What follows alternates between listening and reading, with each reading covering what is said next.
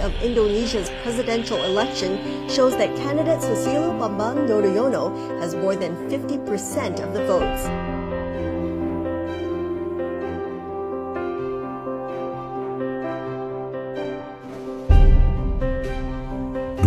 Oktober 2004. Hari ini bagi SBY dan keluarga adalah hari yang sangat istimewa, juga hari yang bersejarah. SBY mengucapkan sumpahnya sebagai Presiden Republik Indonesia ke-6, presiden pertama yang dipilih langsung oleh rakyat melalui pemilu yang demokratis.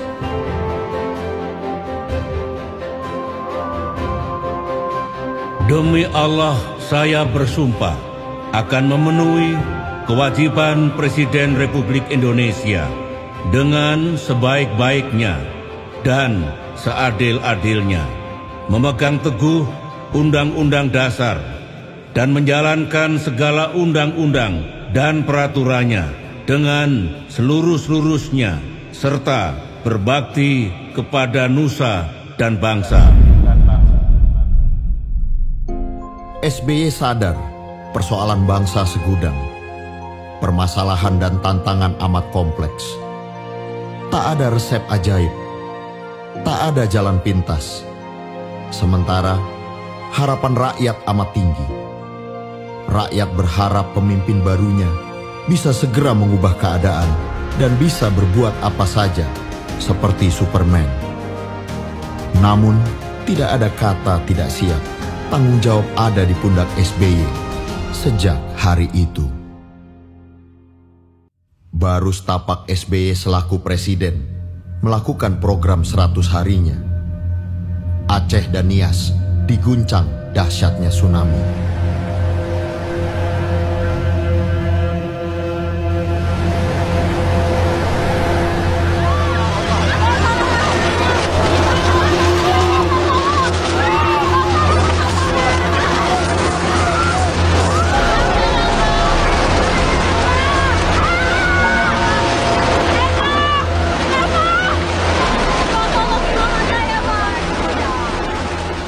Bencana tsunami tersebut adalah bencana alam terbesar di awal abad 21. Dengan korban jiwa, harta benda, dan kerugian infrastruktur yang sangat besar. More than 11,000 people are now thought to have been killed in southern Asia after an undersea earthquake sent enormous waves rolling across the Indian Ocean.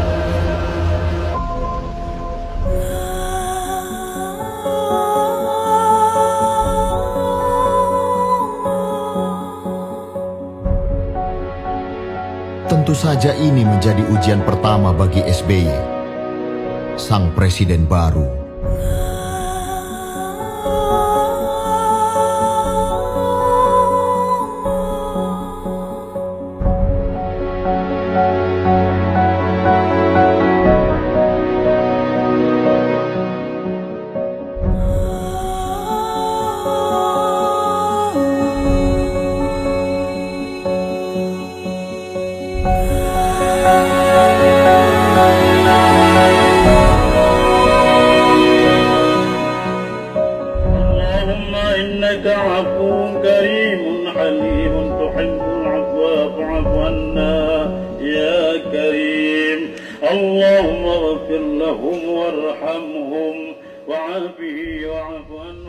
Situasi krisis memang membutuhkan manajemen krisis dari pemimpin yang tanggap. Selain itu, untuk melakukan operasi tanggap darurat yang kemudian dilanjutkan dengan rehabilitasi dan rekonstruksi pasca bencana, diperlukan kepemimpinan dan manajemen yang tangguh dan handal, termasuk kepemimpinan dan manajemen krisis. Apalagi waktu itu konflik bersenjata Aceh yang telah berlangsung lebih dari 30 tahun masih berkecamuk. Mengenang semuanya ini, SBY bersyukur kepada Tuhan dan berterima kasih kepada semua pihak yang bekerja luar biasa sehingga semua ujian besar itu dapat diatasi dan dilaluinya.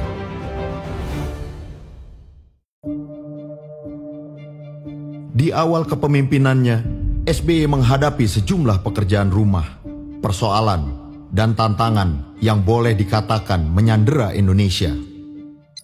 Apa pekerjaan rumah, persoalan, dan tantangan berat itu? Pertama, harga minyak dunia meroket sehingga sangat membebani APBN Indonesia. Kedua, konflik bersenjata Aceh masih berkecamuk dan belum bisa dihentikan. Ketiga, ancaman terorisme masih nyata dan terus membayang-bayangi Indonesia. Keempat, Indonesia masih disandera oleh utang IMF yang membuat pengelolaan ekonomi tidak leluasa serta seakan pula merendahkan harga diri bangsa Indonesia. Kelima, Indonesia masih dikenakan sanksi dan embargo militer dari negara-negara barat.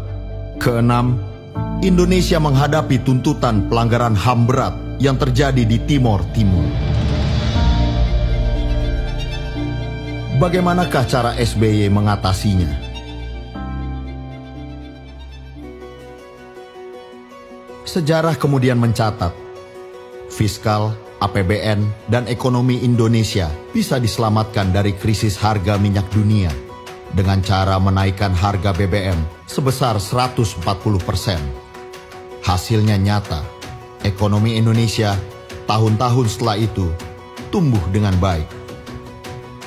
Pemerintahan SBY terus bergerak melakukan upaya-upaya perdamaian. Kurang dari 1 tahun, pasangan SBY Yusuf Kala telah memenuhi janji kampanyenya. Konflik bersenjata Aceh telah bisa diselesaikan. That the Indonesian government signed a historic peace deal with leaders of the Free Aceh Movement, or GAM, which ended the conflict in Aceh. Aceh tetap menjadi bagian dari NKRI dan kini menjadi kawasan yang aman dan damai. Ancaman terorisme pada masa kepemimpinan SBY telah dapat dikurangi secara signifikan. Para pentolannya telah berhasil dilumpuhkan. Kita akan lakukan langkah-langkah yang tepat untuk mencegah terjadinya aksi terorisme dan memberantas mereka-mereka yang masih saja ingin melaksanakan aksi-aksi itu. Dalam waktu yang sangat singkat, keseluruhan utang IMF telah dapat dilunasi pada tahun 2006 atau 4 tahun lebih cepat dari jadwal yang ada.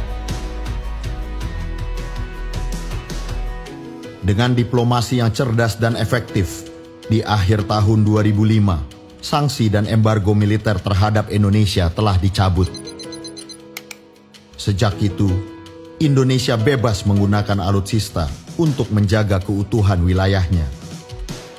Bahkan, pemerintahan SBY dapat melakukan modernisasi dan pembangunan kekuatan militer besar-besaran. Kapabilitas dan kekuatan Polri juga dibangun secara signifikan. Dengan pendekatan yang tepat, baik kepada PBB dan pemerintah Timor Leste, akhirnya gugatan internasional atas dugaan pelanggaran HAM berat di Timor Timur dapat diselesaikan. Kerangka yang dipilih oleh SBY dan pemimpin Timor Leste adalah kebenaran dan persahabatan. Tak perlu Indonesia membuka kembali pengadilan pelanggaran HAM ad hoc dan tak perlu pengadilan internasional turun untuk mengadili putra-putra Indonesia. Tak mudah untuk mengatasi keenam persoalan itu. Belum lagi persoalan-persoalan lain yang harus diselesaikan juga oleh pemerintahan SBY. SBY berpikir Indonesia perlu dibangkitkan kembali kepercayaan dirinya bahwa persoalan yang menyandera bangsa ini telah dapat diatasi.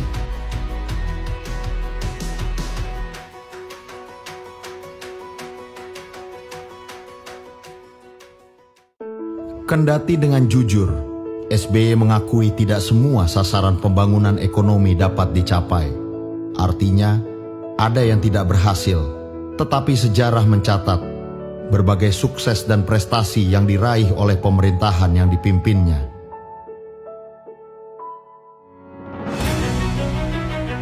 Pertumbuhan ekonomi selama 10 tahun rata-rata 6%, meskipun ada krisis ekonomi global tahun 2008-2009. Angka terendah terjadi di tahun 2009, sebesar 4,6% akibat diterpa dampak langsung dari krisis global. Sementara pertumbuhan tertinggi pada angka 6,5% terjadi di tahun 2011. Angka 6% ini menjadikan Indonesia sebagai negara yang memiliki pertumbuhan ekonomi nomor 2 tertinggi di antara negara-negara G20 setelah Tiongkok. GDP meningkat 438,3%. APBN meningkat 439,3%. Pendapatan per kapita meningkat 350%. Debt to GDP ratio menurun dari 56,6% menjadi 24,7%. Rasio utang luar negeri menurun drastis dari 27,8% menjadi 7,8%. Cadangan devisa meningkat dari 36,3 miliar dolar menjadi 111,86 miliar dolar. Anggaran pendidikan meningkat tajam lebih dari 20% dari APBN. Pembangunan sarana kesehatan dan jumlah dokter meningkat secara signifikan. Perumahan rakyat layak huni dibangun secara intensif. Ketahanan pangan berhasil ditingkatkan menjadi lebih baik. Produksi ikan nasional meningkat dari 6,1 juta ton menjadi 18,9 juta ton. Penghasilan tamtama TNI, Polri, guru dan buruh yang selama ini relatif rendah meningkat dari Rp575.000 menjadi Rp4.380.000. Upah minimum regional buruh meningkat dari Rp458.500 menjadi Rp1.584.381. Pengangguran menurun dari 11% menjadi 5,7%. Angka kemiskinan menurun dari 16,7% menjadi 10,89%. Sekali lagi, memang tak semua bisa diwujudkan. Tetap ada kekurangan dan hal-hal yang belum bisa dicapai. Tetapi SBY telah memenuhi janji dan tekadnya.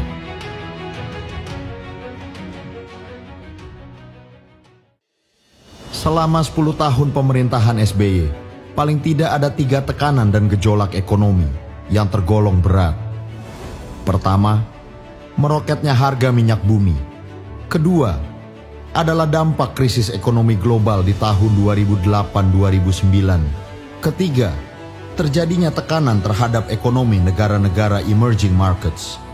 Berdasarkan pemahaman atas krisis yang tengah dihadapi di tahun 2008 dan pengalaman Indonesia di tahun 1998, sebelum keadaan menjadi makin berat, pada tanggal 6 Oktober 2008, SBY mengeluarkan direktif presiden yang isinya merupakan arahan dan instruksi kepada jajaran pemerintah, termasuk para menteri, tentang strategi, kebijakan, dan tindakan yang perlu dilakukan untuk menyelamatkan Indonesia dari dampak krisis ekonomi global. Kerja keras Indonesia tidak sia-sia. Indonesia selamat, meskipun pertumbuhannya sempat anjlok 1 tahun. Namun, tahun berikutnya bangkit kembali, bahkan dengan angka yang spektakuler. Di antara negara-negara anggota G20, pertumbuhan ekonomi Indonesia berada pada peringkat kedua atau ketiga setelah Tiongkok dan India. Dalam sebuah krisis ekonomi, di samping golongan ekonomi lemah, kaum buruhlah yang kerap menerima dampak buruknya. Sejarah mencatat bahwa Indonesia dinilai oleh banyak kalangan, termasuk ILO atau International Labour Organization, yang menyebut Indonesia sebagai salah satu dari sedikit negara yang mampu menunjukkan ketahanan ekonominya dari segi pertumbuhan dan lapangan kerja. Pada tahun 2011, ILO bersama IILS mengeluarkan laporan yang diberi judul Studies on Growth with Equity, Indonesia Reinforcing Domestic Demand in Times of Crisis. Studi itu mengatakan antara lain, Indonesia patut mendapatkan penghargaan karena berhasil mengatasi krisis, baik secara ekonomi maupun sosial. Terlepas apakah SBY punya sifat sebagai pemimpin yang populis, ia dinilai memiliki empati dan keberpihakan kepada kaum miskin dan kurang mampu. SBY punya falsafah dan prinsip bahwa jika harus ada yang susah, lebih baik pemerintah dan bukannya rakyat. Kalau kantongnya harus kempes, jangan kantong rakyat yang kempes, alias tidak punya apa-apa. Pemikiran SBY seperti inilah yang melahirkan sejumlah kebijakan dan program yang sungguh pro rakyat miskin. Selama 10 tahun, cukup banyak program-program pro rakyat yang dijalankan. Di antaranya adalah bantuan operasional sekolah, BOS, beras subsidi untuk rumah tangga miskin, Raskin, program keluarga harapan, PKH, jaminan kesehatan nasional, JKN, bantuan untuk penyandang disabilitas, bantuan untuk lanjut usia, program rumah swadaya, program nasional pemberdayaan masyarakat, PNPM Mandiri, kredit usaha rakyat, KUR, program listrik murah dan hemat, peningkatan kehidupan nelayan, Badan Penyelenggara Jaminan Sosial, BPJS. Program-program pro rakyat ini mendapatkan alokasi anggaran yang cukup besar dalam APBN, meskipun tetap dalam batas-batas yang proporsional. Subsidi terhadap rakyat miskin juga termasuk dalam kebijakan pengurangan kemiskinan ini. Atas visi, pemikiran, dan keteguhan sikap SBY terhadap pembangunan yang adil dan berkelanjutan ini, ia dipilih dan diberi misi oleh Perserikatan Bangsa-Bangsa untuk menjadi ketua bersama panel tingkat tinggi PBB tentang agenda pembangunan pasca tahun 2015. Panel penting yang terdiri dari 27 tokoh penting dari seluruh dunia itu dipimpin oleh SBY bersama Perdana Menteri Inggris David Cameron dan Presiden Liberia Ellen Johnson Sirleaf. Dalam waktu kurang dari 1 tahun, misi tersebut dirampungkan dan hasilnya diserahkan kepada Sekjen PBB, Ban Ki-moon, dan menjadi bahan utama dalam penyusunan Sustainable Development Goals, SDGs, menggantikan MDGs pada tahun 2015. Di bidang ekonomi, meskipun SBY tetap fokus pada tesis ekonomi yang adil dan berkelanjutan, dan tetap mengutamakan unsur manusianya, namun bagaimanapun, ekonomi Indonesia harus terus tumbuh. Sejak awal SBY menginginkan pertumbuhan ekonomi Indonesia mencapai 6%. Pertumbuhan ini harus mencakup sektor pertanian, industri, dan juga jasa. Juga mencakup infrastruktur, pangan, energi, dan transportasi. Dan yang tidak kalah pentingnya, pembangunan ekonomi harus terjadi di seluruh wilayah Indonesia. Pada tahun 2011, SBY meluncurkan Master Plan, sebuah rencana dan program strategis jangka panjang 2011 hingga 2025 yang kemudian diberi nama MP3EI. MP3EI atau Master Plan Percepatan dan Perluasan Pembangunan Ekonomi Indonesia dimulai dari pemikiran dan arahan strategis SBY selaku Presiden, dan kemudian ditindaklanjuti oleh pembuatan master plan yang dilakukan secara maraton. Proses pembuatan MP3EI melibatkan jajaran pemerintahan pusat, pemerintahan daerah yang diwakili oleh para gubernur, Komite Ekonomi Nasional (KEN), Komite Inovasi Nasional (KIN), para ekonom, jajaran BUMN, jajaran dunia usaha swasta, serta unsur media massa. Nampaknya SBY benar, dibuktikan dengan banyaknya proyek-proyek ekonomi berskala besar yang dibangun di seluruh wilayah Indonesia, baik yang dalam kerangka MP3EI maupun yang bukan.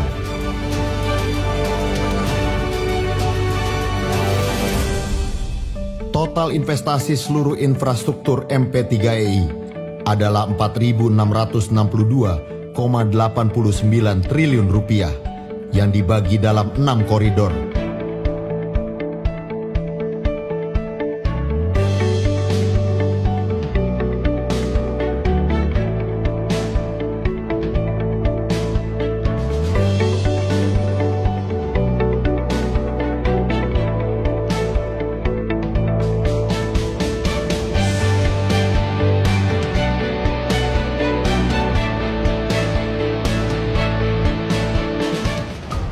Di bidang infrastruktur, telah dibangun ratusan proyek yang tersebar di berbagai daerah. Di antaranya adalah pembangunan Bandara Kuala Namu, Sumatera Utara, dibangun sejak tahun 2007 dan diresmikan pada tahun 2013. Pembangunan MRT North-South di Jakarta dibangun sejak tahun 2013 dan diresmikan pada tahun 2019. Pembangunan Bandara Kertajati Majalengka dibangun sejak tahun 2013 dan diresmikan pada tahun 2018. Pembangunan Terminal 3 Bandara Soekarno-Hatta Jakarta dibangun sejak tahun 2011 dan diresmikan pada tahun 2016. Pembangunan Pelabuhan Internasional Maloi Kutai Timur dibangun sejak tahun 2013 dan diresmikan pada tahun 2017. Pembangunan Jembatan Pulau Balang Balikpapan dibangun sejak tahun 2013 dan diresmikan pada tahun 2019. Pengembangan Bandara Ngurah Rai Bali dibangun sejak tahun 2011 dan diresmikan pada tahun 2013. Pembangunan jaringan backbone serat optik di Papua Maluku dibangun sejak tahun 2014. Pembangunan Bendungan Jati Gede dibangun sejak tahun 2011 dan diresmikan pada tahun 2015. Di bidang energi, utamanya listrik, telah dibangun berbagai proyek pembangkit tenaga listrik sehingga kapasitas listrik nasional meningkat secara signifikan sebanyak 2 kali lipat dari sekitar 25.000 MW menjadi sekitar 50.000 MW. Proyek di bidang energi diantaranya adalah pembangunan PLTP Sarula 1 di Sumatera Utara, dibangun sejak tahun 2011 dan diresmikan pada tahun 2018. Pembangunan PLTU Pacitan 2 kali 315 MW dibangun sejak tahun 2007 dan diresmikan pada tahun 2013.